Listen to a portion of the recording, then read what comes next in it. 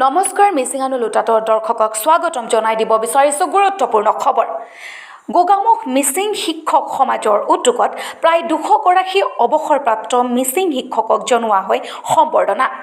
আজি গোগামুখ চিলিমপুৰ স্থিত আবতানী লট্টাত টাকা মিচিং পৰিণে অপে গোগামুখ জিলা সমিতিৰ উদ্যোগত প্ৰথমবাৰৰ বাবে বৃহত্তৰ গোগামুখ অঞ্চলৰ অৱসৰপ্ৰাপ্ত মিচিং শিক্ষাগুৰুসকলক আনুষ্ঠানিকভাৱে বিদায় সম্ভাষণ জনোৱাৰ লগতে এখনি বিশেষ সম্বৰ্ধনা অনুষ্ঠান আয়োজন কৰা হয়।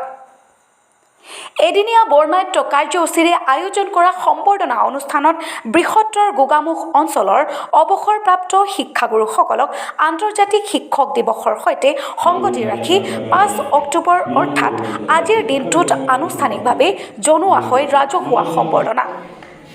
সম্বৰ্ধনা অনুষ্ঠানত উপস্থিত থাকে মিচিং সাহিত্য সভাৰ সভাপতি হৰিনাৰায়ণ পেগু, সদৌ মিচিং শিক্ষক সমাজৰ কেন্দ্ৰীয় সম্পাদক পংকজ মিলি, গোগামুখ মহাবিদ্যালয়ৰ অধ্যক্ষ দিলীপ কুমাৰ ঝা, বিশিষ্ট কবি শিক্ষক ভৱদলেকে আদি কৰি বহু গণ্যমান্য ব্যক্তি। উল্লেখযোগ্য যে 2024 বৰ্ষত গঠন হোৱা গোগামুখ মিচিং শিক্ষক সমাজৰ এয়াই হৈছে প্ৰথম আৰু সৰ্ববৃহৎ কাৰ্যসূচী।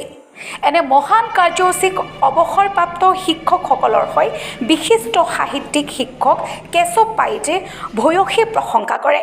লগতে আমন্ত্ৰিত অতিথি বিশিষ্ট অতিথিসকলেও তেওঁলোকৰ বহুমূলীয়া ভাষণৰ মাজতে সদৌ গোগামুখ মিচিং শিক্ষক সমাজৰ এনে উদ্যোগক ভূয়সী প্ৰশংসা কৰাৰ লগতে এনে কাৰ্যসূচীয়ে অৱসৰপ্ৰাপ্ত শিক্ষাগুৰুসকলৰ সৈতে কৰ্মৰত শিক্ষকসকলৰ সমন্বয়ৰ এনাজৰীডাল অধিক শক্তিশালী কৰি ৰাখিব বুলি মন্তব্য আগবঢ়ায়।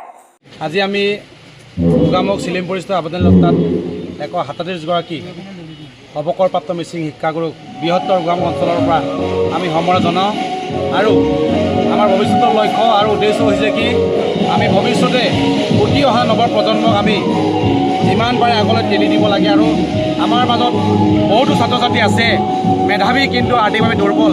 সেই ছাত্ৰ ছাত্ৰীসকলক আমি কেনেধৰণে সৰ্বভাৰতীয় পৰ্যায়ত আমি যেনেধৰণে তেওঁলোকক আগবঢ়াই নিব পাৰোঁ আৰু লগতে আমাৰ মিচিং শিক্ষকসকলৰ কিছুমান বহুতো সমস্যা আছে। এই সমস্যাখিনি আমি যেনেদৰে সমাধান কৰিব পাৰোঁ।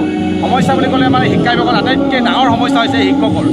গতিকে আমাৰ শিক্ষকসকলৰ প্ৰথম কথা আমি নিজকে নিৰাপত্তা দিব লাগিব। আমি শিক্ষকৰ প্ৰাপ্য আমি আদায় পাইছোঁ নাই সেইখিনি আমি চাব লাগিব। লগতে আমাৰ মেইন উদ্দেশ্য হৈছে কি আমাৰ বিশেষকৈ বহু ছাত্ৰ ছাত্ৰী আছে মেধাৱী কিন্তু অতি দুৰ্বল শ্ৰেণীৰ ছাত্ৰ ছাত্ৰী আছে। সেইসকল ছাত্ৰ ছাত্ৰীক আমি আৰ্থিকভাৱে অনুদান আগবঢ়াই তেওঁলোকৰ জীৱনৰ লক্ষ্য উদ্দেশ্যত আমি উপনীত কৰাব পাৰোঁ নেকি তাৰ বাবে আমি যথোপৰিমাণে চেষ্টা কৰিম।